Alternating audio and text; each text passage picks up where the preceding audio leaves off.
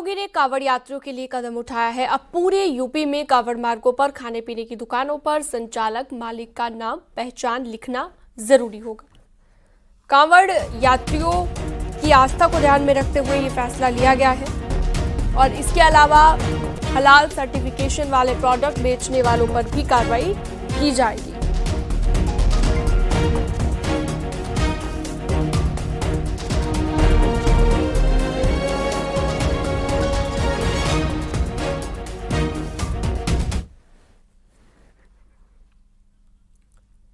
सियासी बयानबाजी से अलग मुजफ्फरनगर में पुलिस प्रशासन के आदेश का असर दिखने लगा है और रेहड़ी वालों से लेकर ढाबा संचालक तक अपना नाम अपने प्रतिष्ठान के साथ अब लिख रहे हैं।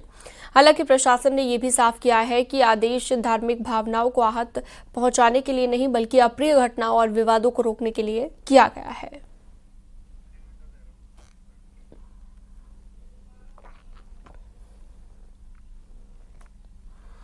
तो ये 3 तस्वीरें आप देख सकते हैं। वकील अहमद टी स्टॉल आप देख सकते हैं जो पहले लवर टी स्टॉल नाम से यहाँ पर था। इसके अलावा साक्षी ढाबा आप देख सकते हैं जो पहले यहाँ पर अलग नाम से यहाँ पर लिखा गया था। आरिफ फल विक्रेताओं ने भी अपना अपना नाम अपनी दुकान के आगे अपनी रेहड़ी के आगे लिखना शुरू कर दिया है।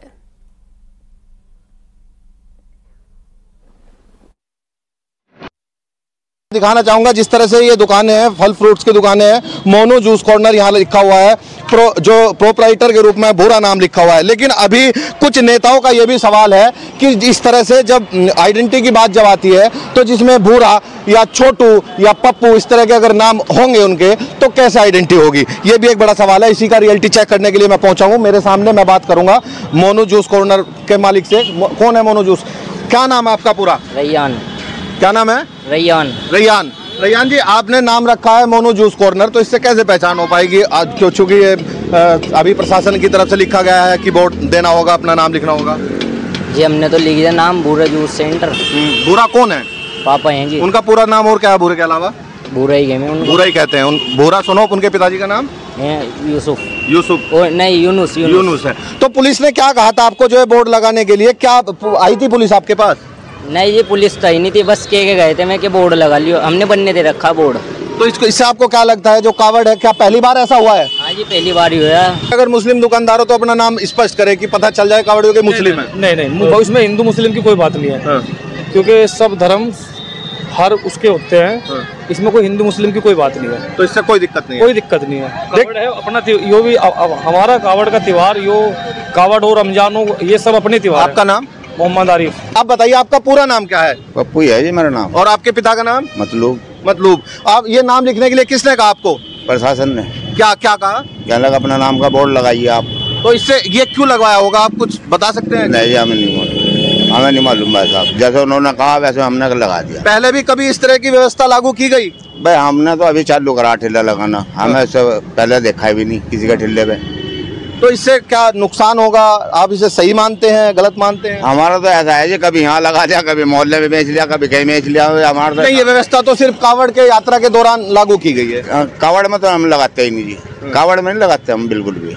लेकिन प्रशासन ने कहा तो नाम लिख दिया जी। मुजफ्फरनगर में पुलिस के आदेश पर सियासी बवाल देखने को मिल रहा है। हालांकि न्यूज़ 18 की टीम ने ग्राउंड रियलिटी चेक किया जिसमें लोगों का मानना है कि नाम लिखने में कोई हर्ज नहीं है, जिसको जहां से जो लेना है वो ले सकता है, लेकिन कोई कंफ्यूजन नहीं होनी चाहिए।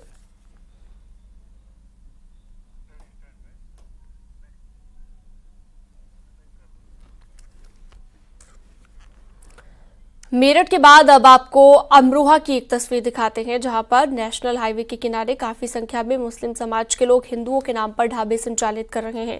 हैरानी की बात तो यह है कि मुस्लिम समुदाय के लोगों ने हिंदुओं के नाम रखे और अपने ढाबों के साथ साथ ढाबों में हिंदुओं के भगवान की मूर्तियां भी लगा रखी हैं।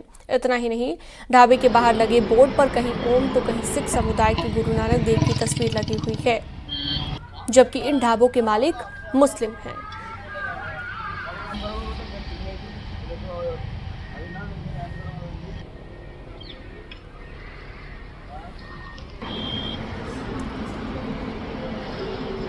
ऋषभमणि त्रिपाठी लाइव जुड़ चुके हैं इस पर हमारे साथ ज्यादा जानकारी के लिए। ऋषभमणि, जिस तरह से अब ये आदेश दे दिया गया है सरकार की ओर से कि अपना नाम लिखना अनिवार्य होगा, लेकिन सवाल ये है जिस तरह से अखिलेश यादव ने भी सवाल उठाया कि अगर किसी का नाम गुड्डू, मोनू, छोटू होगा तो कैसे पहचान हो पाएगी, और तब कैसे पहचान हो पाएगी जब किसी ने कोई सिंबल, कोई गुरु नानक देव का सिंबल या फिर कोई भी ऐसा ओम का सिंबल अपनी दुकान के आगे लगाया है, ऐसे में कैसे पहचान हो पाएगी? क्या रुख है प्रशासन का इस तरह के मसलों पर? देखिए, जो स्पष्ट निर्देश दिए गए हैं, अब तो सीएम की ओर से निर्देश दे दिए गए हैं। पहले डीआईजी सहारनपुर और एसएसपी मुजफ्फरनगर की ओर से निर्देश दिए गए थे।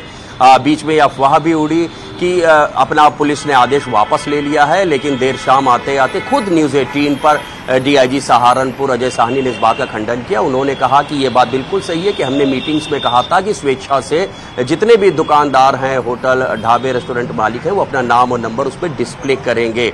हमने स्वेच्छा से कहा था और सब लोगों ने स्वेच्छा से कर भी लिया है। लेकिन जब इसके बाद सियासत शुरू हुई तो अजय साहनी ने सामने आकर ये खुद फोनो दिया है न्यूज़ 18 पर एक्सक्लूसिव, और उन्होंने ये बात कही है कि जिन्होंने स्वेच्छा से कर लिया बहुत अच्छी बात है, जिन्होंने नहीं किया है उनसे हम सख्ती से पालन करवाएंगे। देर शाम मेरी डीजीपी प्रशांत कुमार से भी बात हुई, उन्होंने भी कहा है कि इसको किसी भी तरह से मजहबी सांप्रदायिक रंग देने की कोशिश नहीं करनी चाहिए।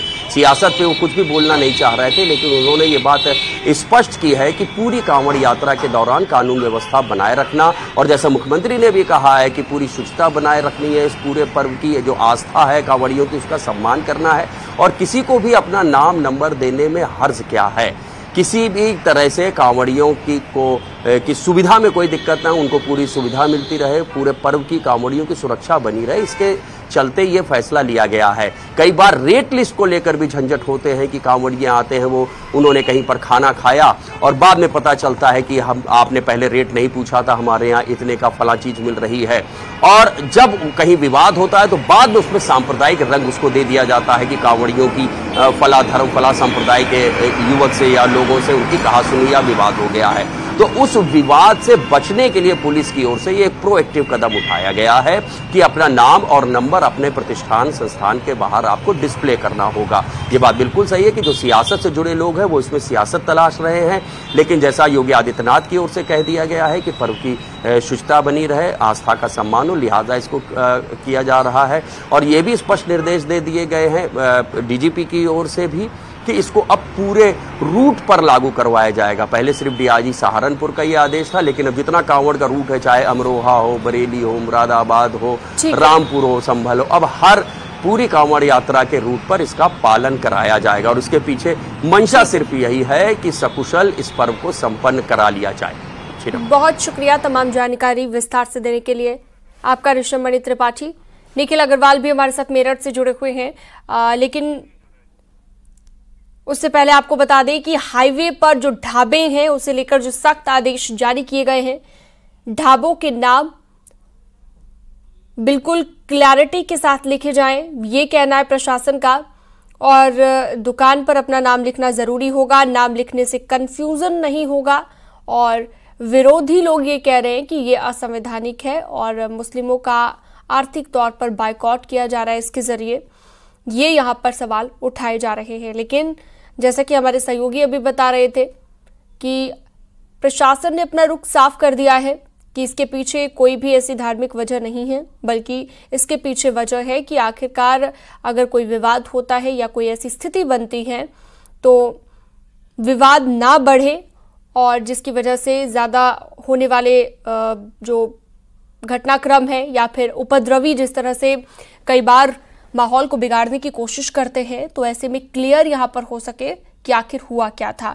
तो ढाबों के नाम क्लियर हो, दुकानदारों के नाम क्लियर हो, चाहे वो छोले कुलचे वाला हो या फिर कोई फल विक्रेता हो या फिर कोई ढाबा हो, सभी के नाम क्लैरिटी के साथ दुकानदार अपनी दुकान के बाहर लिखें। मायावती ने कहा है यह आदेश गलत है।